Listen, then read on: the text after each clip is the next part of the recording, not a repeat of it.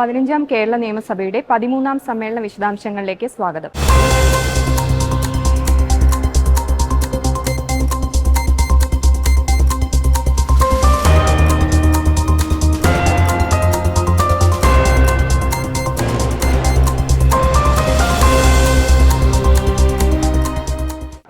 സമ്മേളനത്തിന് 9ാം ദിവസമായ ഇന്ന് ശക്തമായ ഭരണപ്രതിപക്ഷ സംവാദങ്ങൾക്കാണ് സഭ സാക്ഷിയായത്. ചോദ്യോത്തരവേളയിൽ ചോദ്യങ്ങളുടെ പട്ടികയിലെ 4 ചോദ്യങ്ങൾക്കാണ് മന്ത്രിമാർ ഇന്ന് സഭയിൽ വാക്കാൽ മറുപടി നൽകിയത്. ഹെലി ടൂറിസം നയം, തൊഴിൽ വകുപ്പിന്റെ കീഴിലുള്ള ക്ഷേമനിധി പെൻഷൻ കുടിശ്ശിക, 2009 വിദ്യാഭ്യാസ അവകാശ നിയമം, സുസ്ഥിര വിനോദസഞ്ചാര മേഖലയിൽ നടപ്പാക്കുന്ന പദ്ധതികൾ എന്നിവ സംബന്ധിച്ച അംഗങ്ങളുടെ ചോദ്യങ്ങൾക്കാണ് ബന്ധപ്പെട്ട മന്ത്രിമാർ ഇന്ന് മറുപടി പറഞ്ഞത്.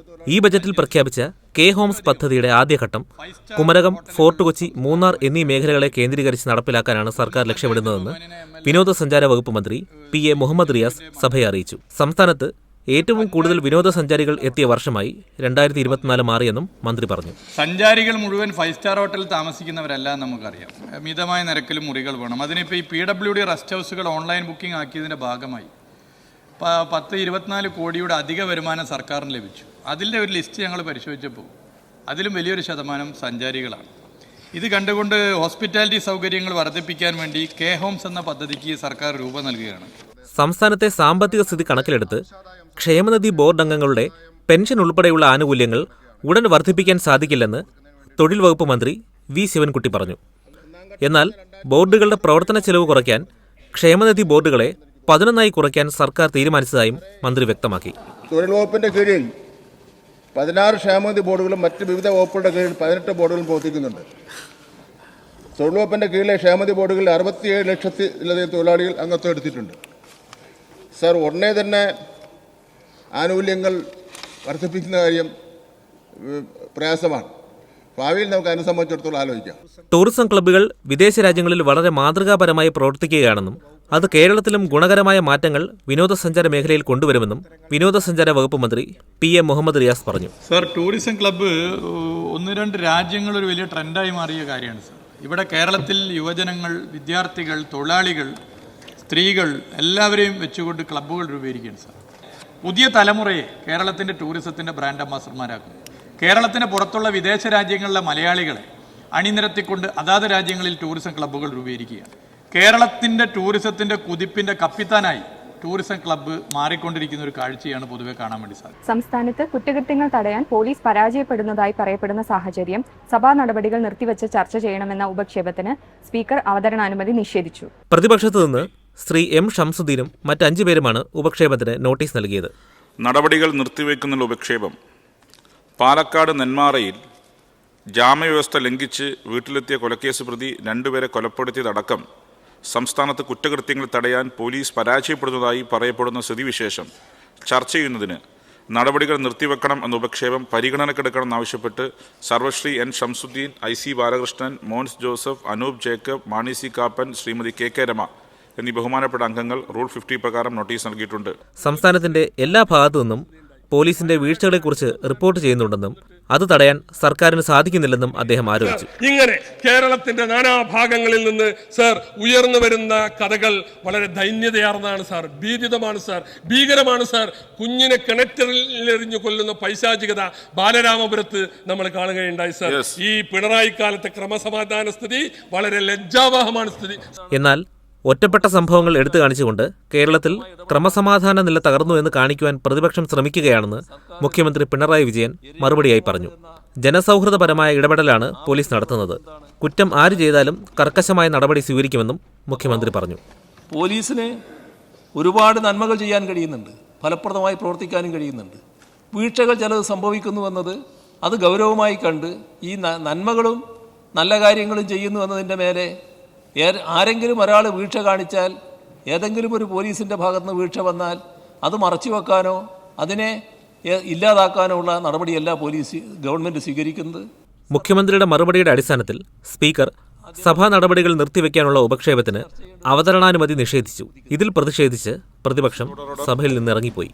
ബഹുമാനപ്പെട്ട മുഖ്യമന്ത്രിയുടെ വിശദീകരണത്തിന്റെ അടിസ്ഥാനത്തിൽ നടപടികൾ നിർത്തിവെക്കണമെന്ന ഉപക്ഷേപത്തിന് അനുമതി നിഷേധിക്കുന്നു. സാർ, പോലീസിൽ അനാവശ്യമായ പൊളിറ്റിക്കൽ പേട്രണേജ് രാഷ്ട്രീയ നേതൃത്വം ഈ ഗുണ്ടകൾക്ക് നൽകി കേരളത്തെ നിങ്ങൾ ഗുണ്ടകളുടെ നാടാക്കി മാറ്റുന്നു.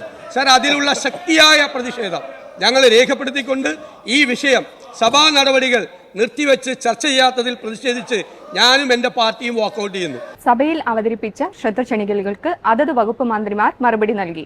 ശബരിമല വികസന പ്രവർത്തനങ്ങൾ ഏകോപിപ്പിക്കുവാനും ശബരിമല മാസ്റ്റർ പ്ലാൻ പ്രവൃത്തികൾ ത്വരിതപ്പെടുത്താനും ആവശ്യപ്പെട്ട് ശ്രീ KU ജനീഷ് കുമാർ അവതരിപ്പിച്ച ശ്രദ്ധ ക്ഷണിക്കലിന് ദേവസ്വം വകുപ്പ് മന്ത്രി VN വാസവനും കോഴിക്കോട് അന്താരാഷ്ട്ര വിമാനത്താവളം നേരിടുന്ന പ്രശ്നങ്ങളിലേക്കും വിമാനത്താവളത്തിന് സ്ഥലം വിട്ടു നൽകിയവരും യാത്രക്കാരും അനുഭവിക്കുന്ന പ്രയാസങ്ങളെക്കുറിച്ചും ശ്രീ P. അബ്ദുൽ ഹമീദ് അവതരിപ്പിച്ച ശ്രദ്ധ ക്ഷണിക്കലിന് മുഖ്യമന്ത്രി പിണറായി വിജയന് വേണ്ടി മന്ത്രി V. അബ്ദുറഹിമാനും മറുപടി പറഞ്ഞു. റോപ്വേയുടെ പ്രശ്നം വർഷങ്ങളായി ഉന്നയിക്കുന്ന ഒരു പ്രധാനപ്പെട്ട പ്രശ്നമായിരുന്നു സാർ. ആ റോപ്വേയുടെ നിർമ്മാണ പ്രവർത്തനങ്ങൾ അടിയന്തരമായി ആരംഭിക്കാൻ ആവശ്യമായ ക്രമീകരണങ്ങൾ ഉണ്ടാവണം സാർ. ശബരിമല മാസ്റ്റർ പ്ലാൻ പദ്ധതി പ്രകാരമുള്ള റോപ്വേ പദ്ധതിയുടെ നിർമ്മാണ പ്രവൃത്തികൾ, നടത്തിപ്പ് എന്നിവ സംബന്ധിച്ച് 18th step Damodar cable cars private limited എന്ന കമ്പനിക്ക് റവന്യൂ ഷെയർ അടിസ്ഥാനത്തിൽ നൽകി നിർമ്മാണ കരാറിൽ ഏർപ്പെട്ടിട്ടുണ്ട്. കാലിക്കറ്റ് ഇൻ്റർനാഷണൽ എയർപോർട്ട് കേരളത്തിലെ ഏക പൊതുമേഖലാ വിമാനത്താവളം, ഏറ്റവും കൂടുതൽ പ്രവാസികൾ ആശ്രയിക്കുന്ന വിമാനത്താവളം, വരുമാനത്തിൽ രാജ്യത്ത് 3ാമത്തെ വിമാനത്താവളം, ഇങ്ങനെ ഒട്ടനവധി സവിശേഷതകളുള്ള ഈ വിമാനത്താവളം പലവിധ പ്രശ്നങ്ങളാൽ വികസന മുരടിപ്പ് നേരിട്ടുകൊണ്ടിരിക്കുകയാണ്. യാത്രക്കാർക്ക് കൂടുതൽ സൗകര്യമൊരുക്കുന്നതിനായി ആഗമന കവാടത്തിലും വെസ്റ്റിബ്യൂൾസ് ക്രമീകരിച്ചിട്ടുണ്ട്. 24 അധിക ചെക്കിംഗ് കൗണ്ടർ, പുതിയ ഡൊമസ്റ്റിക് സെക്യൂരിറ്റി ഹോൾഡ് ഏരിയ എന്നിവയും സ്ഥാപിച്ചിട്ടുണ്ട്. 10 സബ്മിഷനുകൾ ഇന്ന് സഭയിൽ അവതരിപ്പിച്ചു.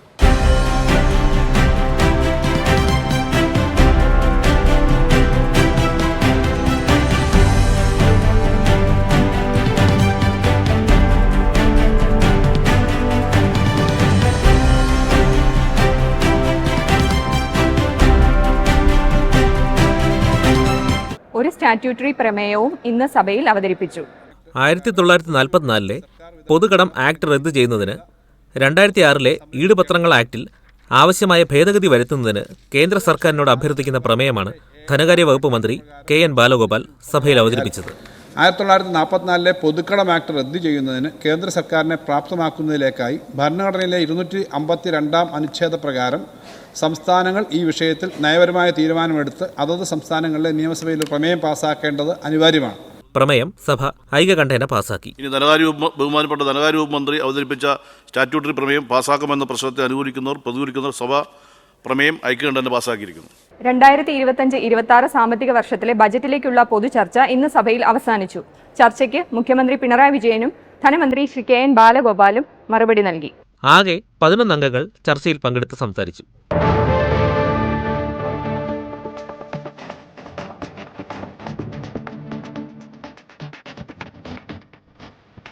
കിഫ്ബി എന്നത് ഏറ്റവും ഉന്നത നിലവാരം പുലർത്തുന്ന ഒരു സാമ്പത്തിക സ്ഥാപനമായി പ്രവർത്തിച്ചുകൊണ്ടിരിക്കുകയാണ്.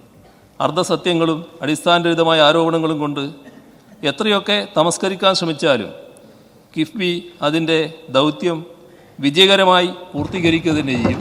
അതിനെല്ലാവരുടെയും പിന്തുണയാണ് ആവശ്യമെന്നാണ് എനിക്ക് ഈ ഘട്ടത്തിൽ പറയാനുള്ളത്. ഈ ബഡ്ജറ്റ് അവതരിപ്പിക്കുന്ന സമയത്ത് ഞാൻ ബഡ്ജറ്റ് അവതരിപ്പിക്കുന്ന ധനകാര്യമന്ത്രി എന്ന നിലയിൽ പ്രതീക്ഷിച്ചതിനേക്കാളും വലിയ പിന്തുണയാണ് ചർച്ചയ്ക്കകത്തും കേരളത്തിൻ്റെ പൊതുജനങ്ങളിൽ നിന്നും ഉണ്ടായിട്ടുള്ളത് എന്നുള്ളത് വളരെ സന്തോഷകരമായി പറയാം. നടപടികൾ പൂർത്തിയാക്കി വൈകിട്ടോടെ സഭ ഇന്നത്തേക്ക് പിരിഞ്ഞു. ഓർഡർ സഭ ഇപ്പോൾ പിരിയുന്നതും നാളെ രാവിലെ 9 മണിക്ക് വീണ്ടും സമ്മേളിക്കുന്നതുമാണ്. ഇന്നത്തെ നിയമസഭാ വിശേഷങ്ങൾ ഇവിടെ സമാപിക്കുന്നു. നമസ്കാരം.